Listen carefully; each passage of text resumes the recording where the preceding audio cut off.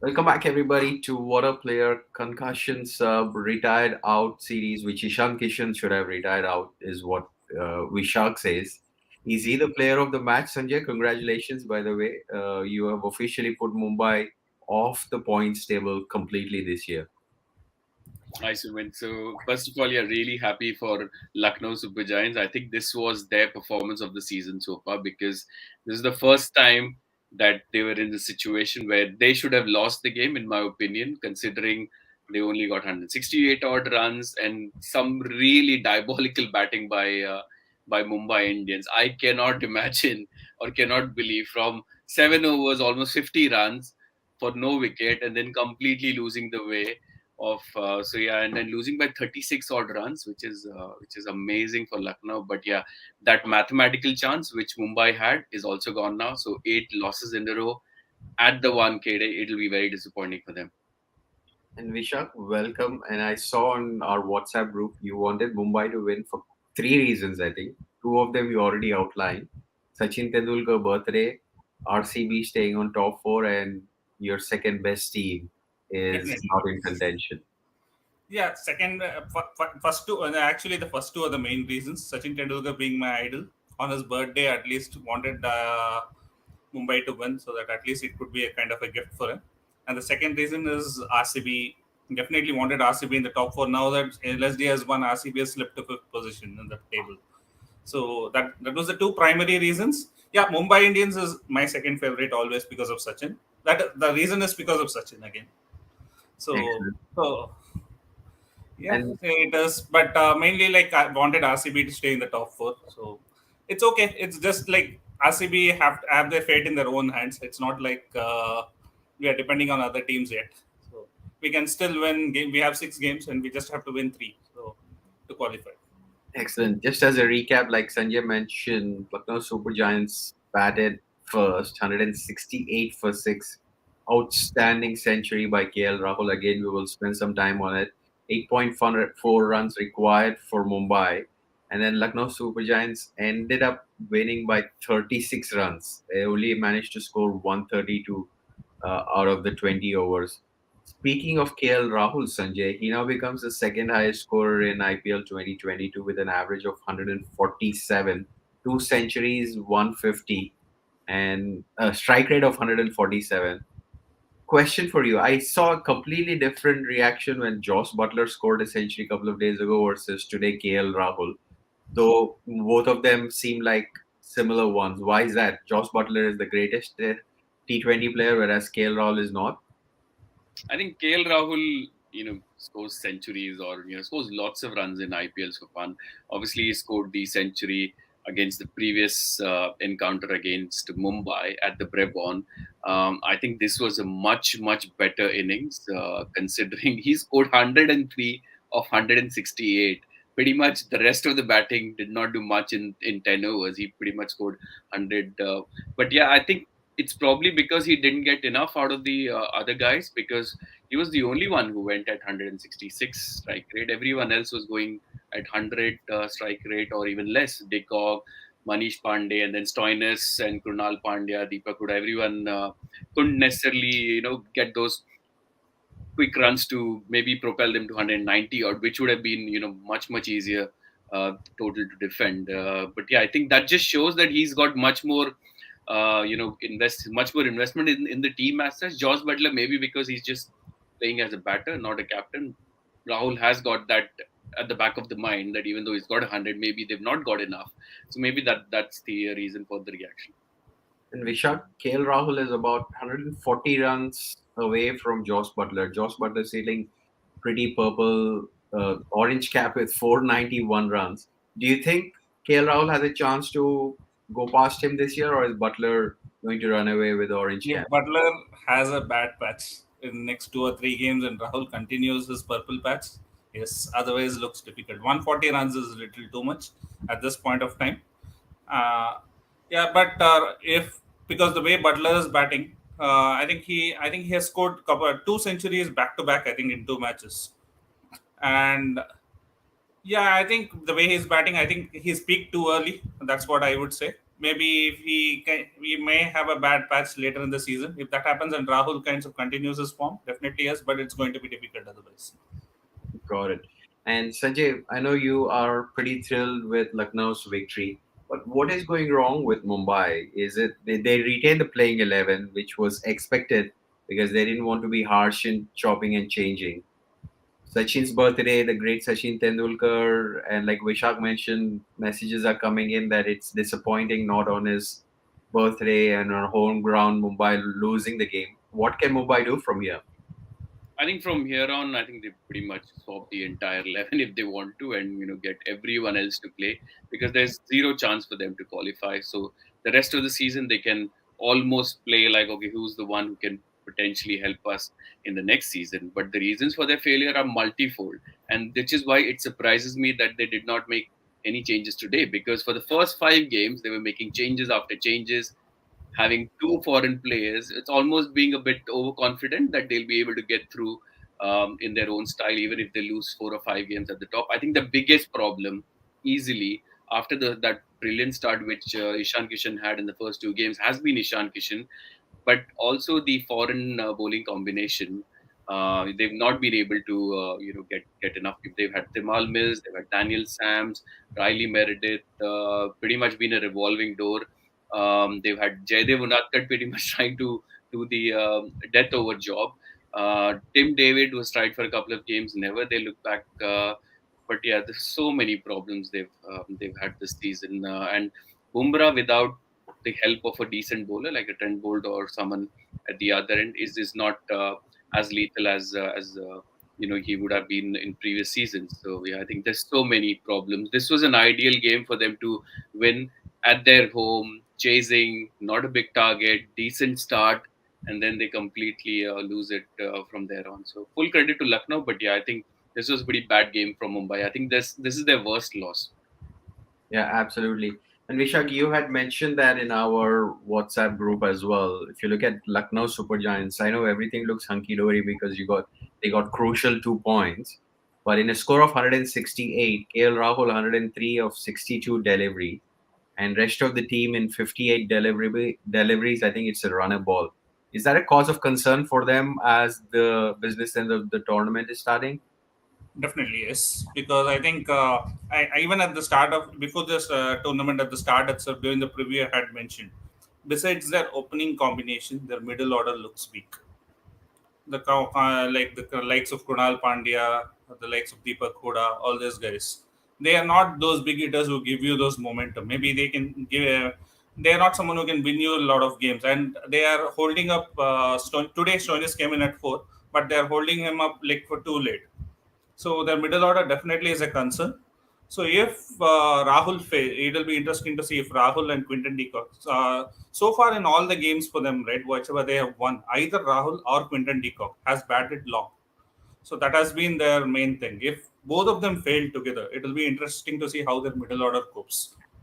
So that is definitely a cause of concern for the Lucknow Super Giants because every team here has weakness. Like Mumbai Indians, since they're losing, they seem it looks like everything is a weakness for them. But the other teams are just being covered up because someone or the other is performing for them.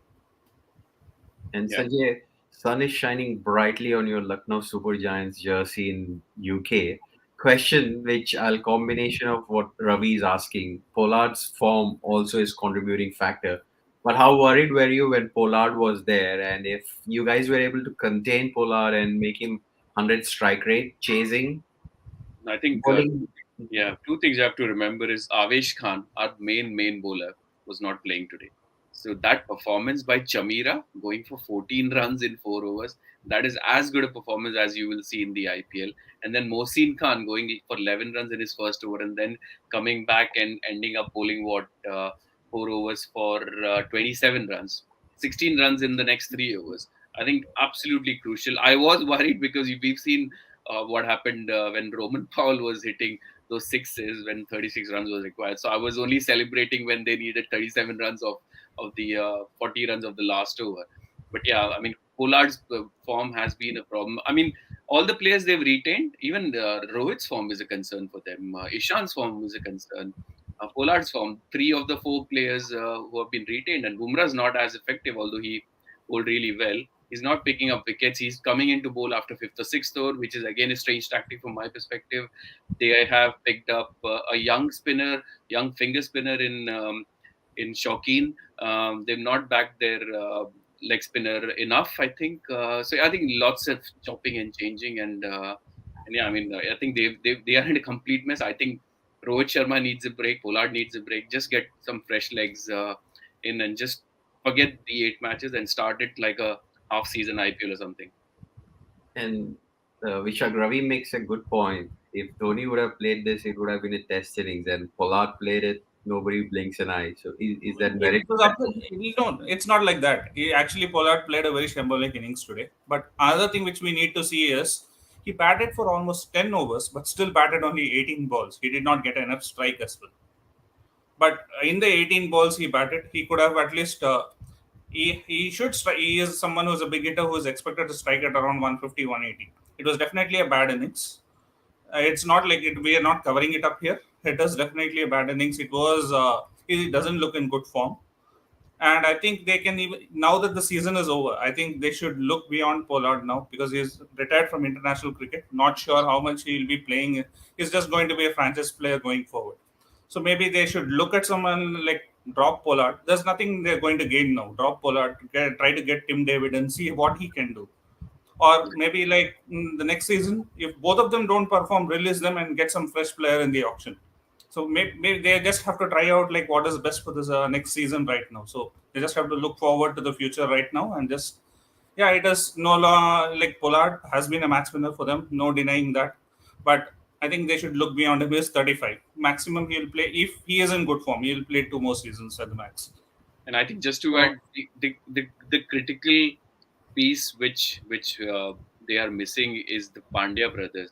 In the past years, you see every time they are struggling for a sixth bowling option or a late finish or something like that, you have Krunal Pandya or Hardik Pandya doing the job for them along with Kyron Pollard. Now Kyron Pollard is out of form. Their batting's pretty much ending at number 6. You saw Daniel Sams or Jaydev Unadkat coming at number 7. So I think that there's more pressure on Pollard, so you have to give that to him as well. Maybe who knows, he might retire after the season, considering he's already retired from international cricket. Yeah, and Ravi, timely question. That's exactly what Sanjay just covered. That the middle order section or the finisher section is what Mumbai has got a gaping hole. Anirudh Chakra is making some very good points today, guys. So even I was watching Ronak Kapoor and Dan Vettori on the run order of ESPN Cricket Info. They mentioned the same thing that during the auction table, they questioned quite a lot, like so Gujarat Titans and Sunrisers Hyderabad strategies, whether it is by luck or by sheer planning. Those two teams are on top, and somebody like Mumbai Indians on the auction table did glaring errors. So, is that also a contributing factor now as to where they stand, Vishal? see, definitely they look. They went for a player who is not going to play for a season and are compromised for a season like Jofra Archer and compromised on the players who's going to play this season. So when you weakened your squad by doing that, obviously you're definitely going to go down at the bottom. So what? And I wouldn't be surprised even if they lose 14 out of 14 the way they are going at this moment. Wow. And and then to add, I think it's a fair point, to be honest, because we all said what Gujarat Titans and Sunrisers Hyderabad have done is at the auction is no one's got a clue. But I think the problem for Mumbai is the people they've picked. They've not backed them enough, and the people they've backed enough, they've not performed, and it's just spiraling into a really bad season. Whereas SRH, timely, they've had people who come into form. Someone like Abhishek Sharma got extra opportunity. He's firing. Rahul Tripathi has been doing really well. Someone like Umran Malik, who we thought maybe would be 50-50, then Jansen, and for Gujarat as well, people who've been out of form in previous franchises have done really well. So yeah, I think full credit to the teams who are doing well. But yeah, I think the auction strategy has to play a part for Mumbai, especially if you go into games with not even your full quota of 4 foreigners, which not the other teams have done. Anirudh Chakra seems like Mahela Jayawardena on our pod because he's asking valid questions. If SRH can drop Warner, why Mumbai cannot drop Pollard? Which probably is a fair call. Fair call. So why don't we switch to slightly touchy topic for Vishak, which is the points table in terms of how we are looking after this victory. The top two did not change. The top three did not change after today's game, but there is a swap in places between Sanjay and Vishak. Sanjay goes to number four and Vishak goes to number five. So what would this mean going into the next week? Is the logjam starting to ease up at the top of the table, Sanjay? I think that loss against against which team? SRH. SRH is going to hurt RCB. I think this will end up definitely with some team not going through because of net run rate. That's why I think even if you're losing, you have to not lose too badly. But yeah, I think to be honest, I all of the top five teams, I would expect. In fact, the top six teams, I'm expecting four of them to go through. The chances are that Royal Challengers still have their fate in their hand. So who knows? Maybe Gujarat starts dropping some points, or Lucknow starts losing, or Rajasthan starts losing. So I think the top two is still maybe by next week we'll have more clear idea as to who will progress. But I think Delhi still got a fair chance. Is what I think, considering they've got a fantastic net run rate. So if they match the points, match the number of wins, which is what they need, 5 out of 7, which is not unimaginable considering SRH has won 5 in a row. So it's nicely heating up. Although Mumbai Indians is done, and Chennai may start spoiling some parties, although they are technically still not out of it. Rishabh, KKR seem to be in trouble with a game lost in hand. BC and PBKS have a game in hand, still on six, but KKR with 8 matches. Do you feel they still have a chance? They are on net positive run rate though. DC with the run rate, yes, because they just have to, if they get to 16 points somehow, because their run rate is a positive right now, unless they have a very bad game like how RCB had yesterday, then they could lose out with even with 16 points. But yeah, otherwise, at this current situation, if they can manage 5 wins somehow, and like if they lose the next three by close margins around 20-25 runs, I think they should be in a good position actually to go through. But just get to 16 points without hampering your net run rate would be the point, like things for most. But for RCB, they definitely need 18 points now because they are in trouble. We are in trouble at this point of time with the run rate. So 3 wins will not be enough. We need 4 wins at least. Absolutely. And tomorrow's game is going to be crucial. Ravi's mentioning that if Chennai wins tomorrow versus PBKS, they go above them. Uh, do these three teams still have a chance? Like Anirudh is asking, KKR, Punjab, and CSK, Sanjay? Mathematically, everyone's got a chance. Punjab still got a chance. CSK very much have got a chance if they win 5 or 6 in a row out of their next 7. And especially after what happened in their last game where Dhoni finished off Jaydev Unadkat in Mumbai, no one would want to play Chennai. So because they would be firing, and especially if they have 2 or 3 wins in a row, I think they will be super dangerous. And who knows, they might sneak into the top 4. It's not completely unimaginable, but I think realistically speaking, I think Delhi's got the best chance of the people in the bottom of the table, is what I think. Yeah. And Ravi, all the best tomorrow. Hopefully, your yellow love comes out tomorrow and whistle for you. But things are heating up in the tournament. Thanks for joining in. Engagement was fantastic. Please do drop that like, comment, and tell your family and friends to subscribe to our channel if you like our content. We'll continue to bring as many games as possible. Sanjay, congratulations on Lucknow Super Giants win. Vishak, rough week, rough weekend, I would say. Even though the games were not interesting, hopefully going into next week, things should start coming into more and more close range, and hopefully we get a super over. Vishak, thank you. Sanjay, thank you, and see you later. Thank you, guys. Thanks, everyone.